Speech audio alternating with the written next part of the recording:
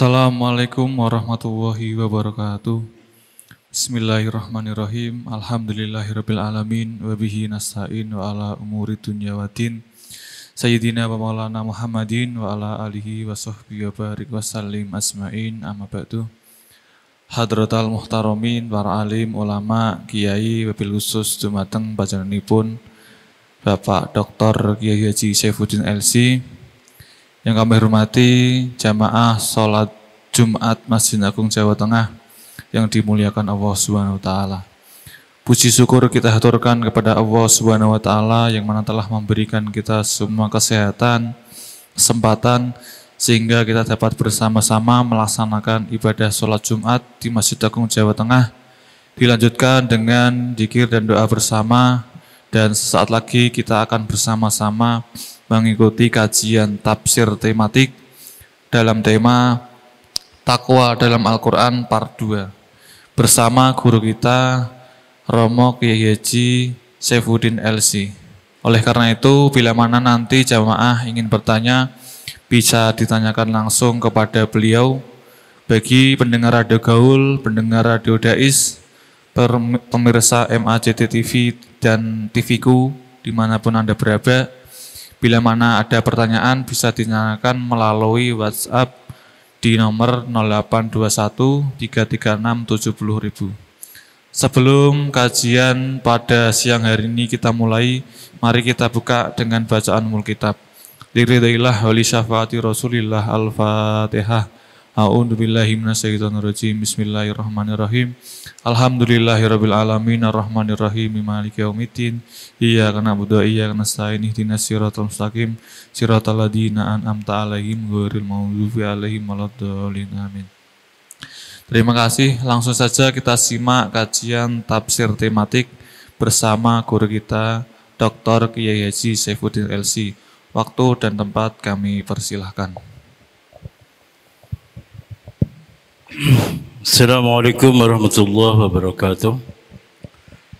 Bismillahirrahmanirrahim. Alhamdulillahirabbil alamin wa bihi nasta'in wa ala umuri dunya waddin wassalatu wassalamu ala asyrafil anbiya'i wal mursalin sayyidina wa maulana Muhammadin wa ala alihi wa sahbihi ajma'in.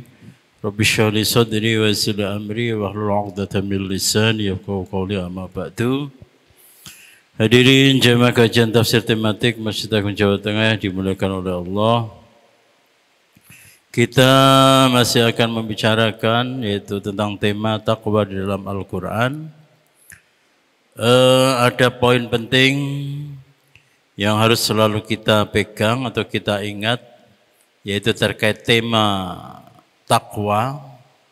Jadi takwa itu adalah suatu karakter kebaikan, karakter ketaatan yang sudah mendarah daging, sudah menjiwa pada diri seseorang. Itu namanya takwa. Kemudian yang kedua, takwa itu adalah level yang ideal atau level tertinggi di antara orang-orang yang taat kepada Allah Subhanahu wa taala. Sering sudah saya sebutkan, misalnya di dalam surah Al-Baqarah, "Dzalikal kitabu la raiba fihi hudan lil muttaqin alladzina yu'minuna bil ghaibi wa yuqimuna shalah." Ciri khas dari orang yang bertakwa itu adalah beriman kepada hal yang gaib. Kalau orang yang beriman biasa itu hanya beriman kepada Allah, beriman kepada malaikat, beriman kepada hari akhir, sesuatu yang atau hal-hal yang sifatnya adalah sudah diketahui oleh banyak orang. Tapi orang yang bertakwa itu keimanannya adalah lebih dari sekedar itu. Keimanannya adalah terhadap semua yang gaib, terhadap semua yang belum kelihatan, terhadap semua yang tidak ada di hadapan matanya. Kemudian wa yuqimuna shalah, yaitu mendirikan salat. Kalau orang-orang yang taat biasa, mereka itu adalah wa yaf'aluna shalah atau wa yu'adduna shalah. Tapi orang-orang yang bertakwa adalah wa yuqimunas shalah. Dan ini juga terbukti yaitu pada pengajian kita yang lalu di dalam surah Al-Baqarah ayat 197, yaitu terkait orang-orang yang melaksanakan jamaah haji. Ini alhamdulillah saudara-saudara kita banyak yang melaksanakan ibadah haji. Kita doakan mereka diberikan kemudahan, diberikan keselamatan, dan bisa menjalankan ibadah haji dengan baik dan sempurna. Amin Allahumma amin. Nah, para jamaah haji itu bisa dikatakan bahwa mereka semuanya itu membawa bekal untuk hidup kira-kira 1 bulan atau 40 hari atau paling cepat ya 2 minggu. Mereka membawa bekal berupa makanan, berupa minuman, pakaian, uang, dan sebagainya. Akan tetapi bekal yang paling utama itu adalah bekal takwa. Nah, ini tidak berarti bahwa kita tidak perlu membawa bekal pakaian, bekal makanan, bekal minuman, atau yang biasa disebut dengan haji backpacker. Haji backpacker ya bawa bekal sih, tapi tidak pakai visa ya. Tidak pakai melalui pihak yang resmi. Sebab dulu pada zaman Nabi Muhammad SAW itu ada sekelompok orang yaitu dari Yaman. Itu mereka kalau berangkat haji itu tanpa membawa bekal. Dengan alasan apa? Dengan alasan bahwa kami berpasrah diri kepada Allah Subhanahu wa taala. Insyaallah, dan kami yakin selama kami menjalankan ibadah haji pasti akan ada yang membantu kami. Nah, itu tidak dibenarkan oleh Allah Subhanahu wa taala. Oleh karena itu Allah berfirman wa tazawwadu dan berbekallah kalian. Tapi jamaah haji yang membawa bekal itu bukan jamaah haji yang ideal. Tapi jamaah haji yang ideal itu adalah ketika mereka tidak mengandalkan bekal itu, tidak memasrahkan bekal itu, tidak bertopang kepada bekal itu di dalam melaksanakan ibadah haji. Bekal itu hanya dijadikan sebagai sarana. Orang yang bertakwa, berkeyakinan dan beranggapan bahwa bekal itu adalah dari Allah Subhanahu wa taala dan harus diperuntukkan untuk Allah Subhanahu wa taala. Jadi gambaran ketakwaan terkait dengan bekal jamaah haji itu adalah sangat indah. Sangat indah karena apa? Karena takwa adalah sikap yang proporsional. Bekal itu ya perlu. Bekal itu ya penting. Tapi bekal itu bukan hal yang utama. Ada yang lebih utama daripada bekal, yaitu kekuasaan atau pertolongan dari Allah Subhanahu wa taala. Ketakwaan di dalam hal bekal itu adalah mengajari kita untuk bersikap proporsional. Tetap melihat langit tapi tetap menginjak bumi. Bercita-cita setinggi langit tapi kaki harus tetap menginjak tanah. Berpasrah diri kepada Allah Subhanahu wa taala tapi tetap menjalankan ikhtiar. Dan yang kedua, takwa itu adalah sikap yang progresif. Sikap yang progresif.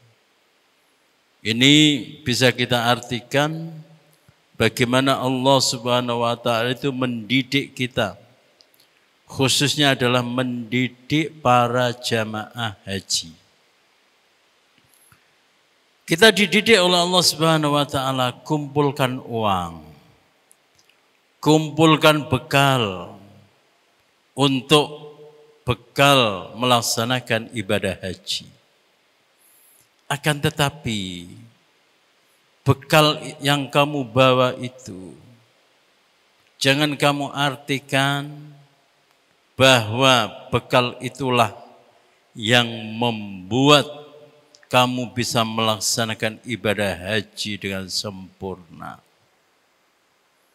Artinya apa? Artinya harus diyakini bahwa kesempurnaan ibadah haji kita itu adalah atas bantuan dari Allah Subhanahu wa taala. Ibaratnya adalah kalau kita mau menuju ke satu titik di sebelah timur sana, untuk menuju ke sana kita harus mempunyai kendaraan. Kita harus mempunyai BBM untuk menuju titik sana. Nah, demikian juga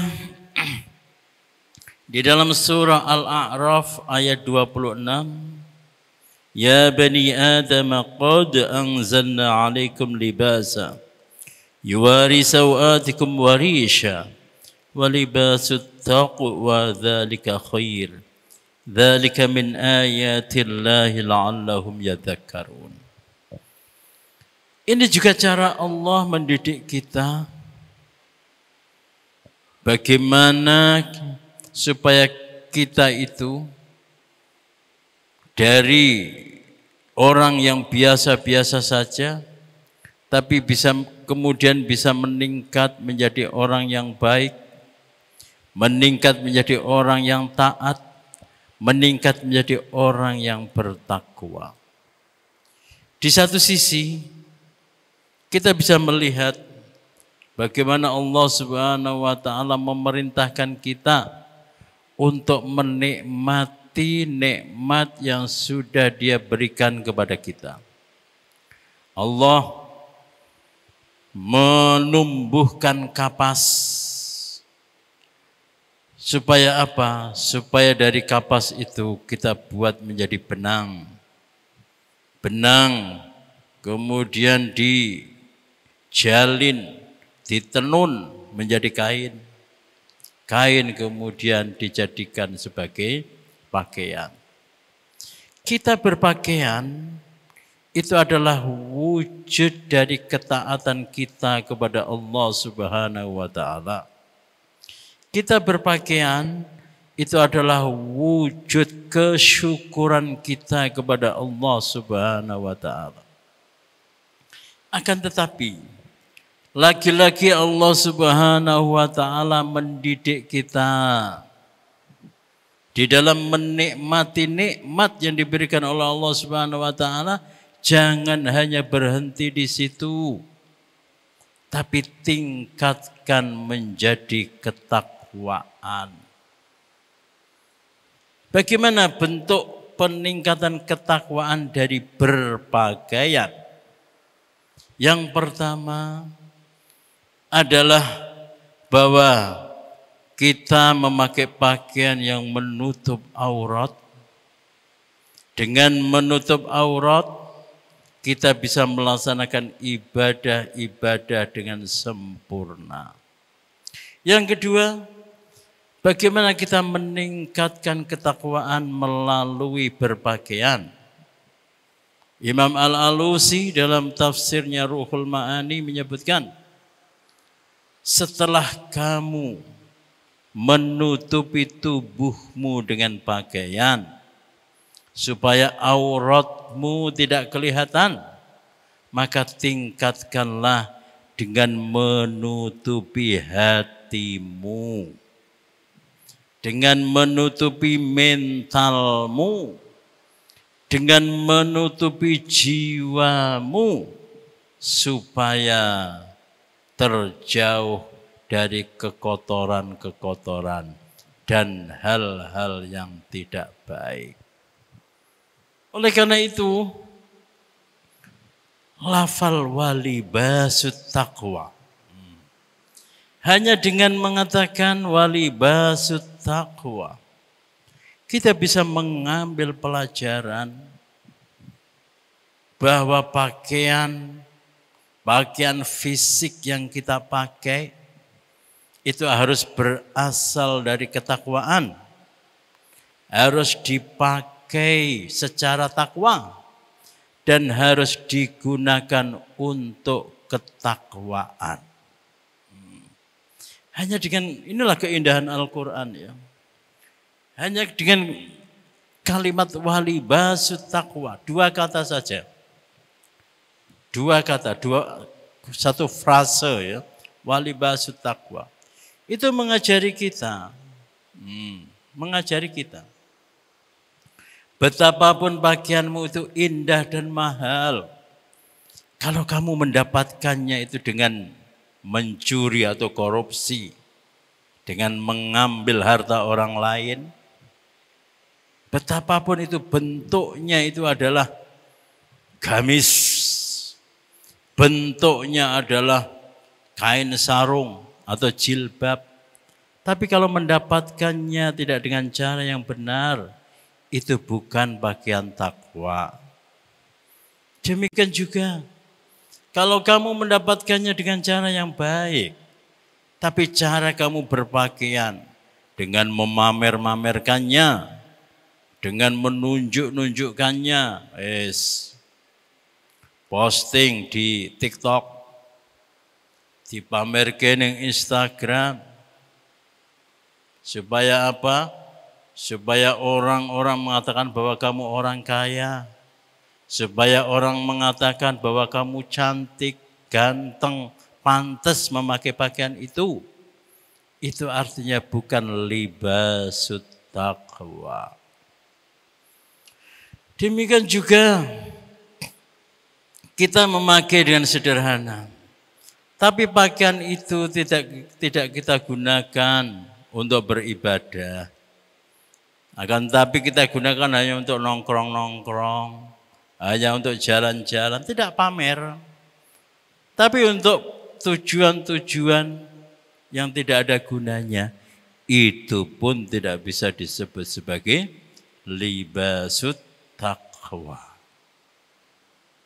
Dan yang kedua, hanya dengan kata libasut taqwa, itu memberi pengertian kepada kita bahwa yang perlu dipakaiani, yang perlu ditutupi, itu tidak hanya sekedar tubuh fisik, akan tetapi otak kita, mental kita, jiwa kita, hati kita harus juga diberi pakaian.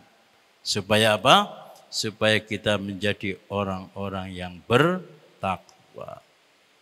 Masya Allah. Kita bisa melihat ya, betapa indahnya bahasa Al-Quran. Hanya dengan kata sedikit, walibasut taqwa. Makanya ya, ada orang kok kemudian menghafalkan Al-Quran, kemudian angen-angen ing maknane, menafsiri kata per kata dari Al-Quran, itu pasti akan mendapatkan kebahagiaan yang tiada tara. Karena setiap kata di dalam Al-Quran, setiap huruf di dalam Al-Quran, itu mempunyai makna yang sangat-sangat indah. Baik hadirin sekalian, kita lihat lagi. Itu di dalam surah At-Taubah ayat 108. A'udzu billahi minasyaitonir rajim. la takum fihi abada.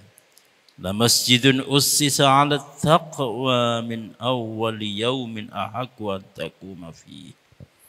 Fihi rijalu yuhibbuna ay yatatahharu wallahu yuhibbul mutahhirin. Janganlah engkau melaksanakan sholat di dalamnya, yaitu masjid yang dibangun oleh orang-orang munafik selama-lamanya. Sungguh masjid yang didirikan atas dasar takwa sejak hari pertama lebih berhak engkau melaksanakan sholat di dalamnya. Di dalamnya ada orang-orang yang gemar membersihkan diri. Allah menyukai orang-orang yang membersihkan diri. Ini sama persis dengan yang tadi di dalam surah Al-A'raf. Tapi ini adalah terkait dengan masjid. Jadi ada kisah, ada dalam sejarah, itu orang-orang munafik itu mendirikan masjid.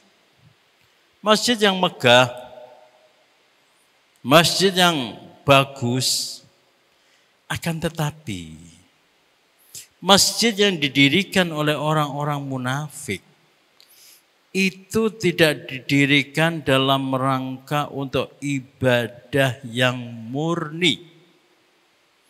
Akan tetapi didirikan dalam rangka untuk gagah-gagahan, dalam rangka untuk menyaingi masjid yang dibangun oleh Rasulullah sallallahu alaihi wasallam. Masjid apa itu? Sebagian mufasir mengatakan bahwa masjid yang dibangun oleh Rasulullah yang dimaksud di situ itu adalah Masjid Quba. Sebagian lagi mengatakan bahwa itu adalah Masjid An-Nabawi. Di sini juga menjelaskan bahwa ketakwaan di dalam masjid itu bagaimana pengertian dan ceritanya. Bahwa ketakwaan yang terkait dengan masjid. Masjid bisa disebut sebagai Masjid At-Taqwa. Bukan nama masjid, Masjid At-Taqwa ya. Tapi masjid yang mencerminkan nilai-nilai takwa. Itu bukan masjid yang megah bangunannya. Bukan masjid yang indah ornamennya, yang indah seni-seninya di situ, tidak. Akan tetapi masjid takwa itu adalah masjid yang dibangun dalam rangka untuk menjalankan ketakwaan. Ketika orang-orang gelisah, di mana kami beribadah, di mana kami mensucikan diri, di mana kami bisa mendekatkan diri kepada Allah Subhanahu wa taala, di mana tempat yang bisa nyaman untuk merealisasikan keinginan saya itu, keinginan kami, keinginan masyarakat. Maka kemudian dibangunlah masjid. Dibangunlah masjid. Nyuwun sewu. Kadang itu ada orang yang apa itu jenenge tren, ngetren. Wah. Seorang artis pengen membangun masjid. Seorang pengusaha besar kemudian ingin membangun masjid. Yang pertama-tama harus ditata itu adalah niatnya. Masjid yang paling penuh berkah di dunia ini. Masjid yang berkahnya itu sangat melimpah dan tidak ada habisnya di bumi ini. Itu adalah Al-Ka'bah Al-Musyarrafah yang ada di Masjidil Haram. Dibangun oleh siapa? Dibangun oleh Nabiullah Ibrahim alaihissalam. Coba kita lihat. Bagaimana sih bangunan yang dibangun oleh Nabi Ibrahim alaihissalam? bangunan yang dibangun oleh Nabi Ibrahim alaihissalam, yaitu tidak lebih bagus dari masjid-masjid yang ada di Indonesia. Cuman kotak, botol ditumpuk-tumpuk. Tapi karena niat yang tertancap di dalam diri Nabi Ibrahim alaihissalam ketika beliau membangun Al-Ka'bah Al-Musyarrafah, ketika beliau membangun Masjidil Haram, maka menjadikan masjid itu penuh berkah. Jadi pertama-tama yang harus dilakukan itu adalah niat. Niat yang baik. Kemudian yang kedua adalah peruntukan dari bangunan itu. Yakni tempat orang-orang untuk menyucikan diri dan jiwa. Jadi indikator dari masjid At-Taqwa, di samping niat dan tujuan dibangun itu adalah demi ketakwaan. Yang kedua adalah banyak orang yang suka, banyak orang yang kangen, banyak orang yang gandrung untuk berlama-lama di masjid. Nah itu adalah indikator bahwa sebuah masjid itu penuh dengan berkah. Ya, kita berdoa mudah-mudahan Masjid Agung Jawa Tengah itu menjadi tempat yang tepat bagi orang-orang yang ingin mendekatkan diri kepada Allah, untuk tadarus, untuk wirid, untuk zikir, untuk mujahadah dan sebagainya.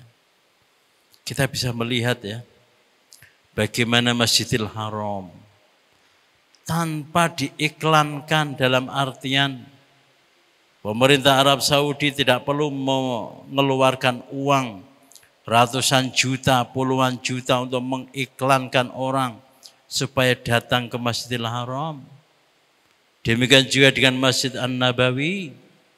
Tapi semuanya gandrung berkeinginan untuk mendatangi Masjidil Haram. Ada 3 masjid yang mulia di muka bumi ini. Ya, Masjidil Haram, kemudian Masjid An-Nabawi, dan yang ketiga adalah Masjidil Aqsa. Demikian juga dengan Masjidil Aqsa. Setiap orang Islam yang keislamannya adalah benar-benar, setiap orang mukmin yang keimanannya itu adalah benar-benar tulus, pasti mempunyai keinginan untuk sholat di Masjidil Aqsa. Meskipun pemerintah Israel ya mempersulit orang-orang yang datang ke Masjidil Aqsa, akan tetapi keinginan umat Islam untuk sholat di sana, keinginan umat Islam untuk sholat di sana itu sangat besar. Sehingga dengan cara apapun umat Islam berusaha untuk bisa sholat di Masjidil Aqsa. Kita berdoa kepada Allah Subhanahu wa taala, semoga kita diberi kesempatan untuk bisa sholat di Masjidil Aqsa. Amin Allahumma amin. Jadi di dalam surah At-Taubah ayat 108, indikator Masjid At-Taqwa. Nah, kalau tadi ya, indikator dari pakaian takwa itu apa? Pakaian takwa yaitu diperoleh dengan cara baik, digunakan dengan cara baik, dan diperuntukkan untuk hal yang baik. Demikian juga pakaian takwa itu adalah pakaian kesucian yang menutupi jiwa, menutupi hati, menutupi akal budi kita dari kotoran-kotoran. Nah, Masjid At-Taqwa itu adalah masjid yang dibangun dengan tujuan atau niat yaitu untuk ketakwaan. Dan yang kedua itu adalah masjid yang dirindukan oleh orang-orang yang bertakwa. Ya, kita tidak perlu menyalahkan yang namanya masjid ya. Kita tidak perlu menyalahkan yang namanya masjid. Sebab di dalam hadis disebutkan bahwa termasuk 7 orang yang kelak akan mendapatkan naungan dari Allah Subhanahu wa taala ketika panas menyengat di yaumil mahsyar, yaitu orang yang hatinya selalu tertaut dengan masjid. Maksudnya bagaimana? Ya kalau kita itu diberi kemudahan oleh Allah Subhanahu wa taala dilalai tinggal di dekat masjid. Maka bagaimana supaya mayoritas atau sebagian besar dari waktu-waktu hari-hari yang kita miliki itu kita gunakan yaitu di masjid. Lagi nganggur, gak ada kerjaan, lagi gabut, ya udah datang ke masjid. Mbuh tidur tapi diniati iktikaf. Mbuh membaca Quran. Mbuh zikir. Mbuh wirid. Mbuh tafakur dan sebagainya.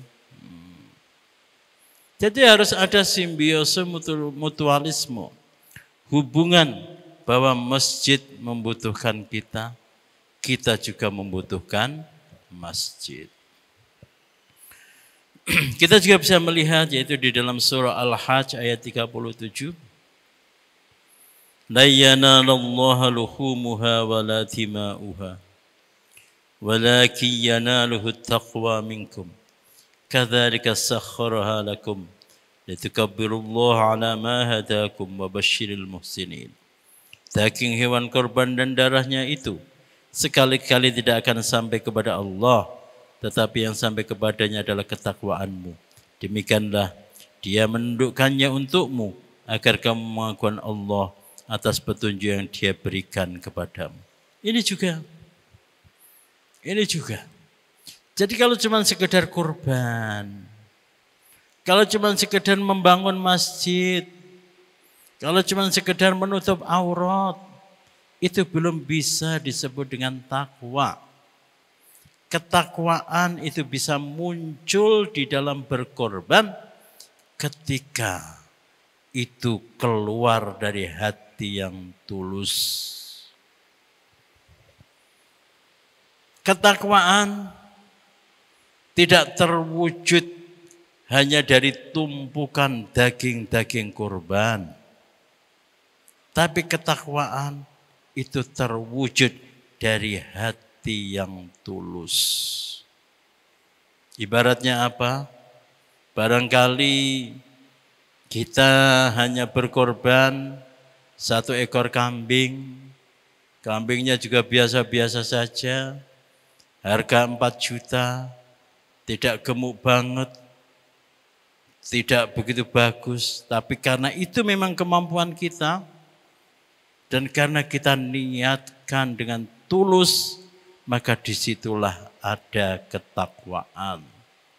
Dan idealnya adalah kita korban sapi yang gemuk, sapi lemosin. Tapi muncul dari ketakwaan. Muncul dari ketulusan hati.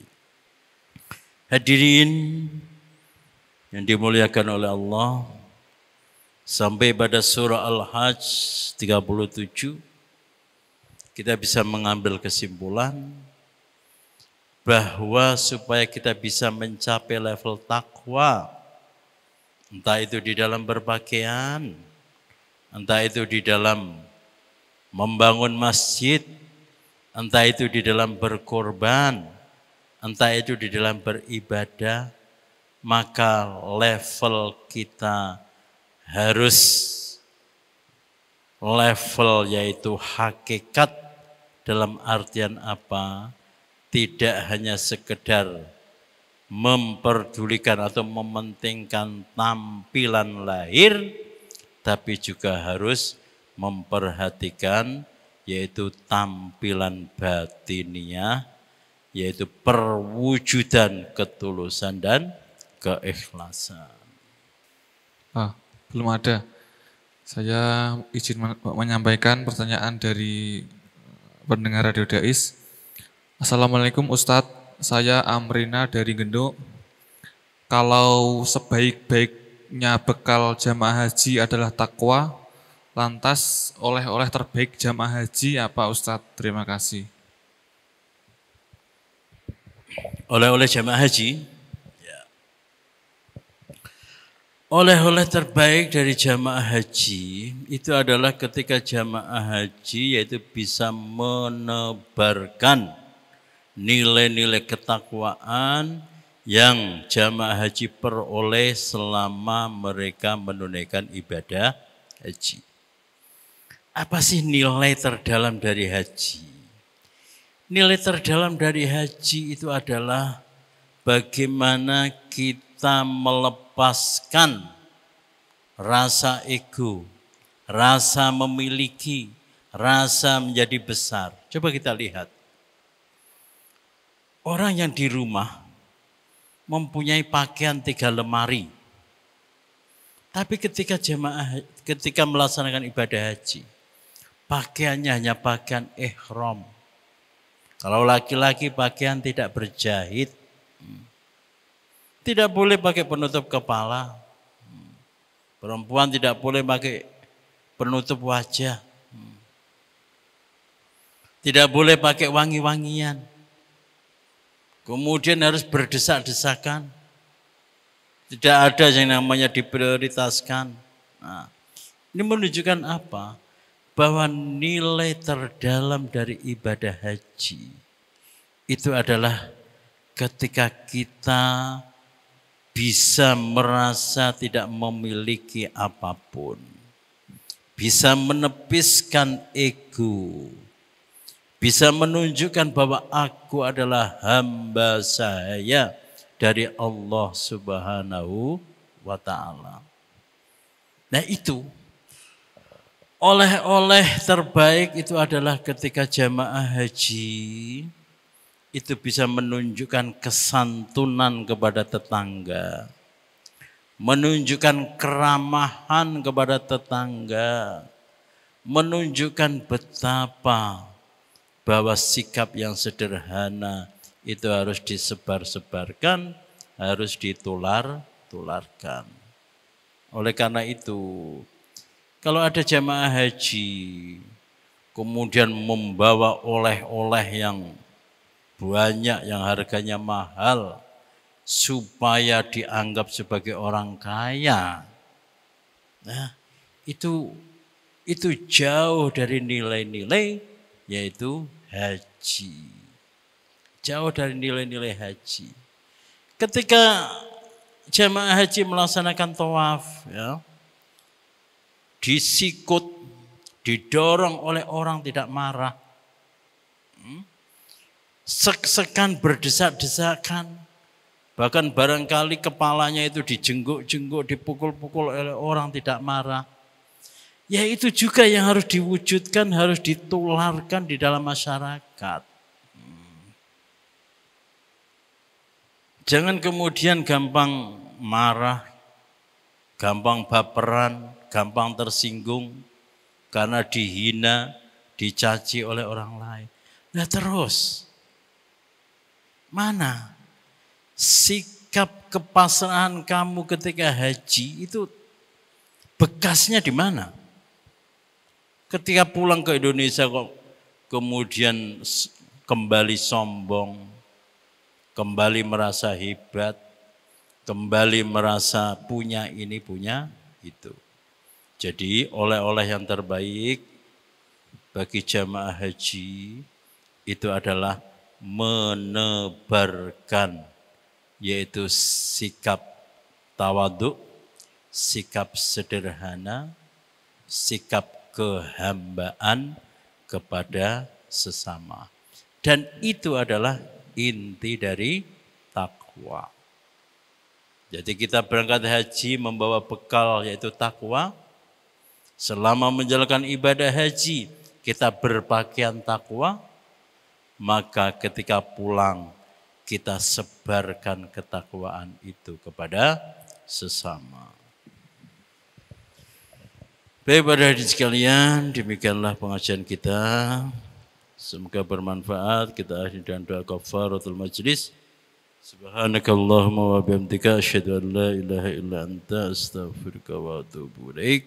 Assalamualaikum warahmatullahi wabarakatuh.